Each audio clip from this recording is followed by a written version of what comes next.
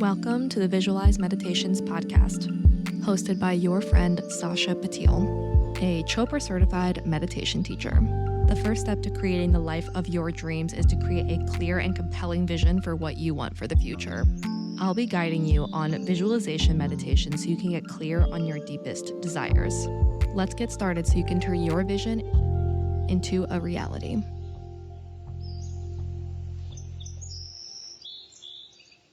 Hi, hello. Welcome back to the Visualize Meditations podcast with your gal pal Sasha.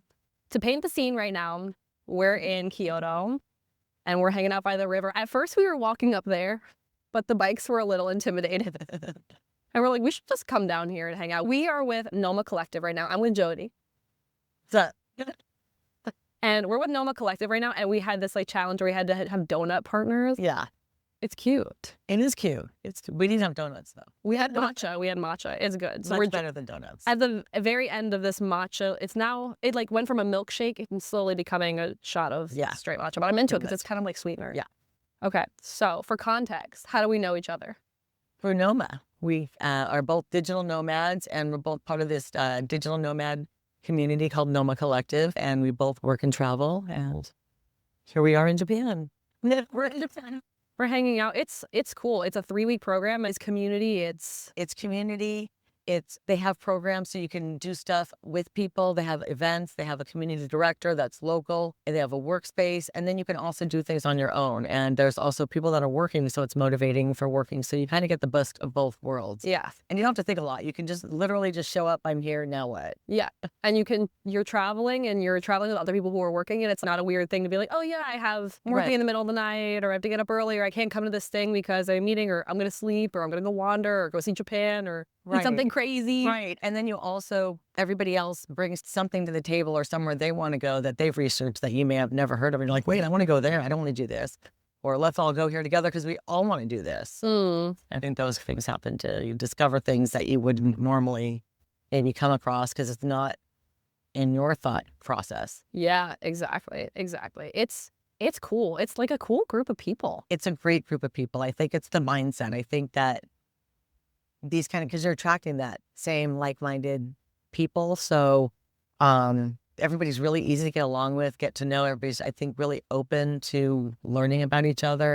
And so that's what I like too, is the kind of people that you do meet and get to surround yourself with. Right. Exactly. So it's been sick. They picked out a really cool spot. Yeah. I love this hostel. It's pod hotel hostel situation, but it's been cool. And it's so centrally located. It's so near everything. Yeah. I really enjoyed it. I really like it there. Okay. Group activities, and I'm doing the bike thing Saturday, which kind of freaks me out. And you're not either? No, I'm not doing the bike thing. You're not a bike thing either? I know myself well enough to know that I do not need to be on a bike.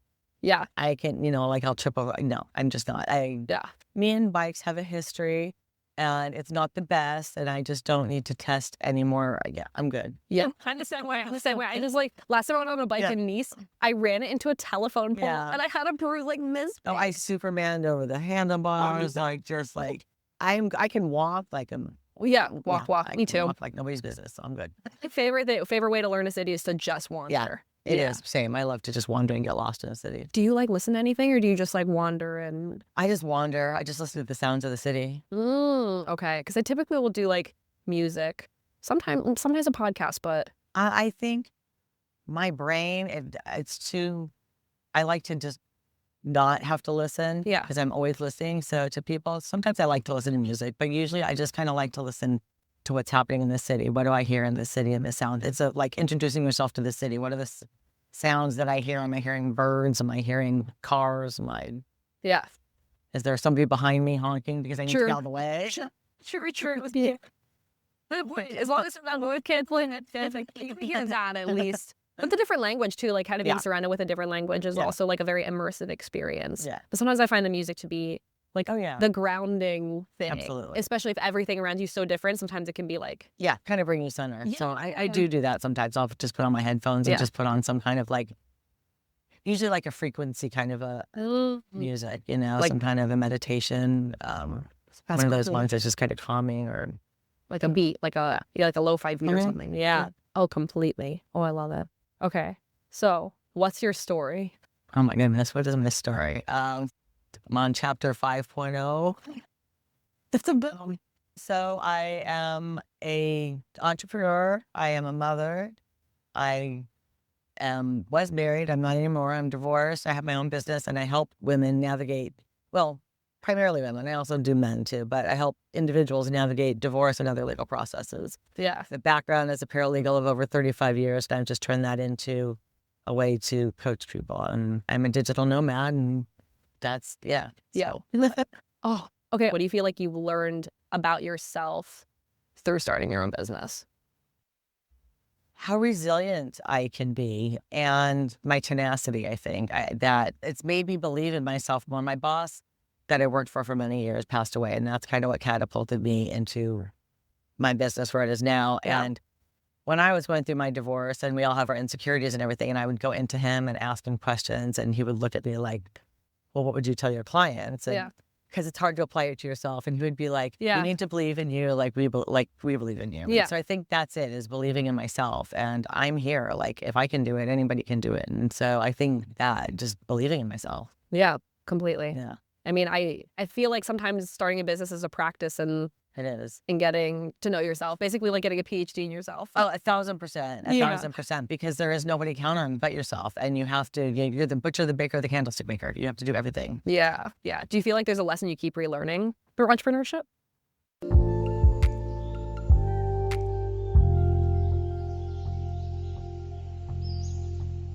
Do you feel like there's a lesson you keep relearning through entrepreneurship?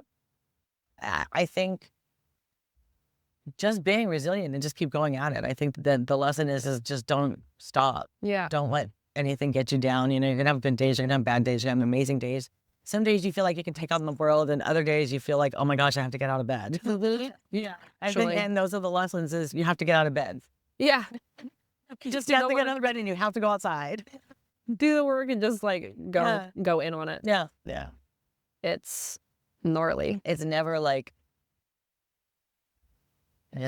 you never achieve that. Like, you always look at, if I get to this level, if I get to here, if I get to there, but I don't, at least personally, I don't know if you ever feel it unless you stop and kind of look back. But I don't know if you ever feel like, okay, yeah, I'm here. I can breathe now. Yeah. I don't know if that is, at least in my life, I don't know if that's achievable, if it's real. I don't know. Well, that's the thing, is I feel like sometimes you just keep going where you're like, oh, when I get to this point, I'll feel better. Right, when I get to this point, I'll have like, and it's always a new point. Yeah. It's never. You get there and then there's like still another mountain.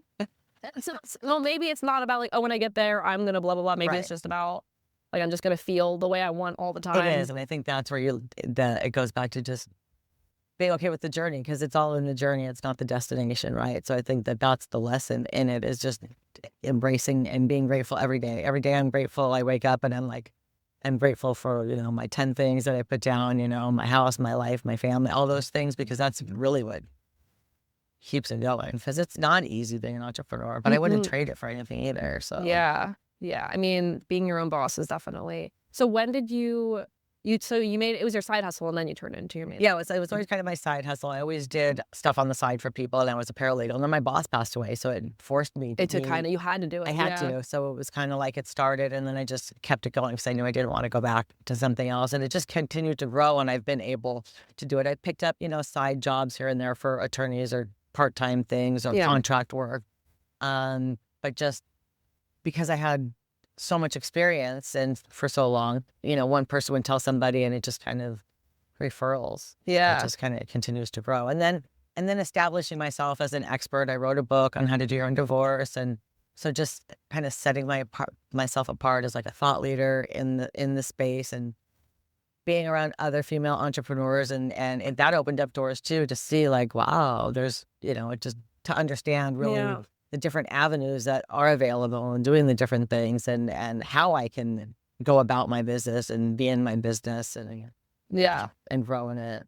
I mean, completely. And it's interesting because in my travels, I thought I would actually run into more entrepreneurs in these groups, but a lot of them are 9-to-5ers, which I think was interesting to me. And that was, I think it's great, because I think it's important to be able to allow employees to have that, because not everybody wants to be an entrepreneur. Yeah. It's hard. And I think that it's amazing that those opportunities are there. So that was actually surprising to me, to see that there are more 9-to-5ers than entrepreneurs. That's the other thing about like taking time though. You just don't take time. You just kind of always work on all the time. You're always, yeah. There's never like it's a break of, it's a holiday. There's always something that you're always having to do. You're always, I always try and be available answering my phone. So there are no like after hours. I mean, you're never off. You're never truly off work. And then you can also choose what you're doing. So it's like, it definitely has its perks, but it also has its downfalls like anything. There's give and take with everything. Yeah. So you have to give to get. So I give up certain things like, sometimes sleep or sometimes hours in the day. And then I'm learning also to set those boundaries. And I am learning more and more sometimes just to set those boundaries because people will take advantage of the fact that I will answer my phone or I am available. And they'll text me like at 11 o'clock at night. And sometimes, and it's busy. It's just because, so depending on where they are in the process, sometimes I understand because that's when all those conversations you're having in your head. Yeah. And you need that support. But sometimes it's just stupid shit. And you're like, this could have waited till tomorrow and you're bothering me at 11 o'clock at night with that. Yeah. It's like, it's really okay. Right. So I'm learning that I don't have to be available for everybody all the time because that's exhausting too. Yeah. Yeah. And not just like work people, but just people in general. Correct. So I'd be available for myself almost. Yeah. Yeah. I'm learning to do that. Yeah. Like, how do you become available for yourself? Right. Well, that's kind of the benefit of choosing this life is like. And that's how I do it. Yeah. That is exactly how I do it. Is that this is me being available for myself. Right. Is being able to do this because now I'm away. I don't have to think about all those little things you think about at home that, the stupid crap that happens daily, like the sprinkler didn't work or whatever dumb shit. Exactly. Like, I don't care. But we didn't have things to worry about. It's like, did you get on there and try to go the road? I just get down there off the top of the bridge. That's my biggest obstacle for today. True. At least for now. Yeah, I'm making sure I'm getting on the right track. I mean, all those things, but I mean, at least for this power, that's my biggest obstacle. That's true. That's true. So it is. I think that is me showing up for myself is thinking outside the box and doing this because people don't understand what I do or why or how or, they don't really understand. They think it's vacation. It's not vacation. I'm sure they think that, this is costing me like $20 million and it's not. It's yeah, exactly. My friend calls me Bob. I always say I'm balling on a budget over here, so he's nicknamed me Bob. It's just wild because I think people think the same thing either. Like, how much are you paying for this? And I'm like, well, I don't pay rent anymore, so I can pay for plane tickets. Well, do you realize it's cheaper for us to be here than it would be for me to be sitting in my house at home? Yeah, it is. It's cheaper for me to eat a whole month here than it is to go to the grocery store one time at home. Yeah, it's true. It's true. I mean, it's crazy because people had said like Japan was very expensive, but I'm not finding that to be true. The only thing, I don't either. The hotels. Yes, the accommodations. That's typically the most expensive part. It always is the most expensive part. Yeah. But I do feel like, they're not overly priced. They're not underly priced. They're not. Yeah. But I feel like that's the biggest expense. It's the biggest expense. Yeah. Otherwise, the trains are reasonable. Super easy to crowd. I get lost like in a parking lot, like so easily. And I have navigated every train, knock on wood, so far. I mean, the trains are a little challenging sometimes, but it's also like they're so accessible to go everywhere. Oh, it's definitely intimidating. And don't think I'm not standing in the train station being like, where am I going? Where I'm gotten frustrated with myself. I don't mean that. Tokyo Station. I just mean I ended up at least on the right train and I was able to figure it out on my own. Yeah. It doesn't mean that I wasn't like, oh my God, where is entrance 5? Yeah. Like, where is central exit? Oh, wait, why doesn't this match this? It's like, why does the pin, like, where? Yeah. Yeah. But, oh my God, the Tokyo Station was really, did you go in there to take the, that was overwhelming. I was like, whoa. It is. And there's so many things happening and everything's moving and then nobody speaks English. So many times I would literally just be like, I'd show somebody my phone and I'd point like, and I found people to be actually extremely helpful. Me too. I literally did the same thing. I was like, literally right there, the stairs they are right next to, like, okay, thing. I think that has been me so many times. I've done that 1,000% of the time. Just like, am I here? And you're either standing on it or I'm not in the right area. And they tell me where to go. People are nice generally. They've been generally very helpful. Yeah. And I feel like people are so afraid of like random places they haven't been to. Yeah. And I'm like, but it's just like, it's just different, but it's cool. You know? It is. And everybody's, be safe and isn't dangerous. I mean, I don't think, particularly in Japan, they think it's dangerous, but just travel in general. And some of the countries, they're afraid to leave their own backyard. And they have this fear factor of danger. And I feel like I'm safer here than in being home. I could walk around here at 2 a.m. and I'm fine.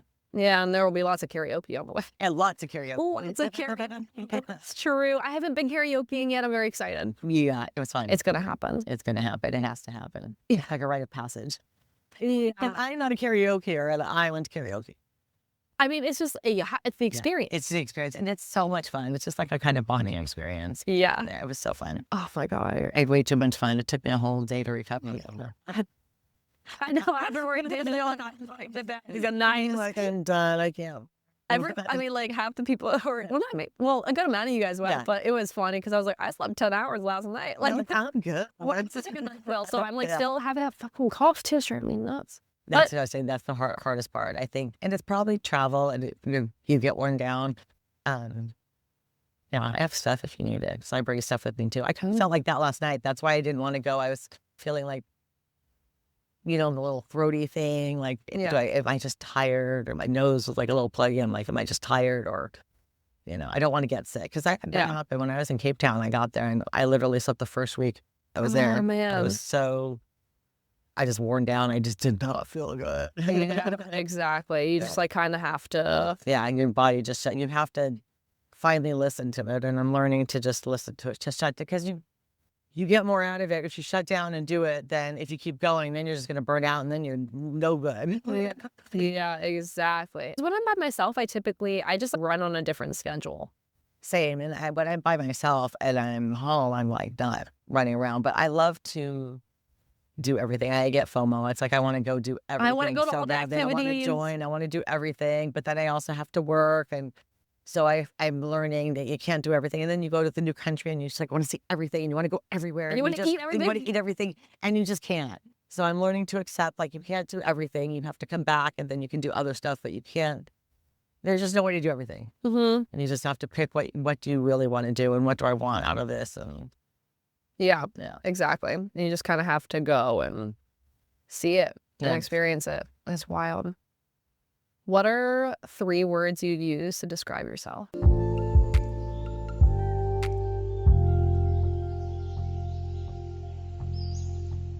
What are 3 words you'd use to describe yourself? Favorite days used to describe myself. I would say independent, kind, resourceful. Resourceful. Yeah. Definitely resourceful. You have to be. And I think the independence came because I didn't always feel independent. I didn't always realize how independent I can be. And now it's like I covet that independence. Like I protect it with everything, every fiber of my being. Yeah. It's like it's yours. Don't take it. Yeah. And that's why I have a hard time with, like, I get reserved about that whole relationship and all those things because I don't want anybody who's ever going to come in to take that independence away from me. I won't give it away. I won't. I was slow. Yeah. Yeah, absolutely. I mean, it's good to be your own person, but you have to be this age. Yeah. Okay. 3 words. I like it. Is there a childhood dream that you still dream about or think about? That's interesting. I don't know if it's a dream. It was always, all my focus is always like career. I have a hard time like focusing on what I want outside of that because I do want things, but it was always like, I was always going to be a lawyer and a travel agent growing up. But that's just, I don't even know how. People would ask you, what are you going to be? And I didn't really know. I always wanted to do something. And that's just what I knew. My grandma was a travel agent. She became a travel agent. So my grandma got divorced. Like when people started being able to get divorced, my grandma, like no one had a grandma that was divorced. Yeah. Actually. So my grandma got divorced and she became a travel agent and traveled the world with her friend. And so she introduced my sister and I kind of to that love of travel. And I was going to be a lawyer. And then so I became a traveling paralegal instead. So I think part of me, if I could go back, I would have gone to law school. I would have done those things. But I don't know that I want to go back now. So I think there's that. But otherwise, I mean, that's so hard. I would travel more. I would do, I don't know. I wouldn't do life different for sure. So I don't know even how to answer. You would do life different? I would do life different. If I knew then what I know now, I would totally What would you do differently? I would do everything different. Like what? Oh, I would not have got married young. I would have probably gone off to college somewhere. I would have believed in myself more. I would have not worried so much about what other people thought, I would have, I probably would have chosen a different career. But that's not to say that I'm not happy with where I'm at now. Yeah, right? true. Yeah, exactly. That's right. It's the journey. It's the journey, and it also makes me who I am and has turned me into where I'm at and who I am now. So Yeah. yeah. And I Mhm. guess that's all part of the journey is learning as we go. We don't ever know then what we know now, and that's part of it too. Do you feel like in the last year, there's like a lesson you've learned? Letting go. Letting go. Yeah, letting go. And I'm still learning it, but letting go. I feel like I'm learning that a lot and getting better at letting go. I feel like I'm just constantly learning that, but like sometimes you just have to You just have to, and just let the universe do what take it's care gonna of do. it. Do whatever it's going to do, because it will always. Everything always works out one way or the other, right? Yeah. And that's what I kind of look. It's like, what is your worst case scenario? Look back, you've survived all your worst case scenarios, so Yeah, true. you'll survive the next one. Worst case scenarios. So I'm 27 now, which Okay. by those context, if you're supposed to go back to your 27-year-old self, Mhm. what would you tell them? So your daughter is also 27 Yeah, too. she's 27 too. What would I tell my 27-year-old self? You can do it. You're fine. You're gonna be fine. He's gonna do them chilling. It's fine. Don't worry so much. Yeah. Don't worry so much. Don't worry about every little thing. I do Yeah, worry about don't every be such a little worry thing. word. Because I feel like I'm like born into Yeah. worry. I'm like a Jewish mother. Like it's part of a right. It's just in my DNA is to worry about everything. And so not worrying so much about everything. And that's, I think, the thing I've learned to let go is worrying about things Yeah. I can't control. Yeah. Like don't sweat the small stuff. Don't sweat the small stuff. Exactly. For real. Because my daughter does that. She sweats the small stuff a lot. So I don't want her to. Like, Yeah. I'm trying to, I've done that. You don't need, and I've learned you don't need to. So, Yeah. but I feel like it's something you have to learn. No one can tell you. Yeah. You just have to learn. And I think that's what I'm learning is not to worry as much because there's nothing you can do about it. It's not going to change a damn thing. Like everything, there's always gonna be something. There's always going to be something. There's Yeah. always going to be something. Yeah, there's always gonna be something, and Yeah. like it's difficult not to sometimes. It is. And that's just what we do because we're thinkers. I think as women, I think it's just part of us to make sure things are cared for, that we're caretakers, we're nurturers to a degree. And I think that's just always there. And that's part of it, caring, you care. It's part of caring, but you have to just, to some degree, Not let it ruin you. you. Right. Because otherwise you could take on the whole world and you can't take on the whole world. That's Yeah. the lesson. Yeah. And honestly, I think I do worry a lot actually. Yeah. But it's just like I think I'm just trying to keep up. Yeah. Like the worry, it's actually I wouldn't say it's worry for me. I think it's more overwhelm. But it's like still try to take care of everything all the time. And I'm like, oh. Absolutely. Right. And you can't. Yeah. And you just can't. And It's something- something's going to fall. And you feel like I'm a failure because I couldn't do all these things and that one wasn't done well. Or I couldn't get to that. I mean, I used to think like, oh my God, I couldn't get the laundry done. So, what I mean? Oh, my house is a mess. What a horrible, but you can only there's only so many hours in a day. There's only so much you can do. And so, something's going to suffer somewhere. And it's just to what degree and what's worth it and what's important, what's really important. And back to don't sweat the small stuff because the other side, it'll all work itself out. Yeah. And the important things will rise to the top and the unimportant things will just kind of Just keep going. Keep going. It is true, actually. I hate that I'm relating it to my to-do list, but I am because I'm just like, well, there's it's some those things that have lists. just been on that list for months, and I'm like, it's not You're never necessary. and And I'm like, once I have this, maybe want to have a little bit more bandwidth. But like when that's why if I had more bandwidth, I could expand my. It's like you want to do all those things, but it's all comes with You're going and the list. I have lists for my lists for my list. It never ends. But at least I think I'm just getting better at being able to take breaks and be like, I can't be doing it all the time, and like that's okay. And exactly. Like take a break from it, go live your life, go see some stuff. And no one's gonna die if you don't do everything on the list. Nothing. The world is not gonna stop turning. The important stuff gets done right now. That's it. And that stuff will get done. It's actually gonna get done. It's just not getting done right now. Yeah, exactly. It'll get done eventually, like when it's supposed to. Right. But it doesn't have to happen right now. And the things that need to happen right now happen right now. Yeah. Because I have that too. It's like, oh my gosh, I have to do everything right now. I have so many things. I have to do them all right now. And you just can't. You just can't do it. You just can't. Yeah. Well, it's almost kind of starting your business too. Like literally the to-do list never ends. You just get better at shuffling and like just being like, all right, well, I work on it right now and then I'm going to stop and I'm going to go wander around. And I love analogies. And somebody told me this once and I always think about it. It's like you deal with the alligator that's closest to the boat. And sometimes I'll stop and think when I have all those things, it's like, okay, which alligator's going to attack me? Let's start there. Which fire's burning the brightest? And then you work backwards. And suddenly it starts to kind of. Yeah, that's a good one. Yeah. Yeah, you start with the alligator that's closest to the boat. It's damn right, though. Right. It's like, what needs to happen right now? If you were to come back to this moment, what would you tell yourself? Just keep believing. Just keep going. Don't worry about the how. Just do it. Just continue to pursue what feels right to me. It's funny because I feel like when you know the what and the why, or the why and the what, you'll figure out the how, and then the when will fall into place. That's all that falls into place. The how and the exactly. And I guess just be more vulnerable.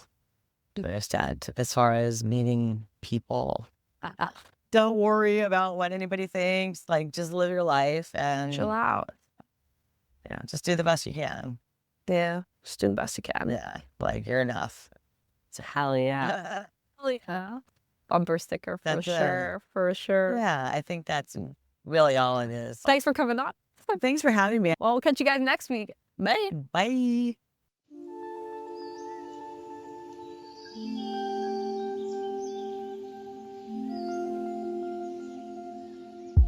I hope you enjoyed this episode of the Visualize Meditations podcast. Please follow, subscribe, leave a review, all of the good things. If you want to connect more, you can find me on TikTok and Instagram at Living Your Vision. So what are you waiting for? Get out there, create the life of your dreams, and we will see you next week.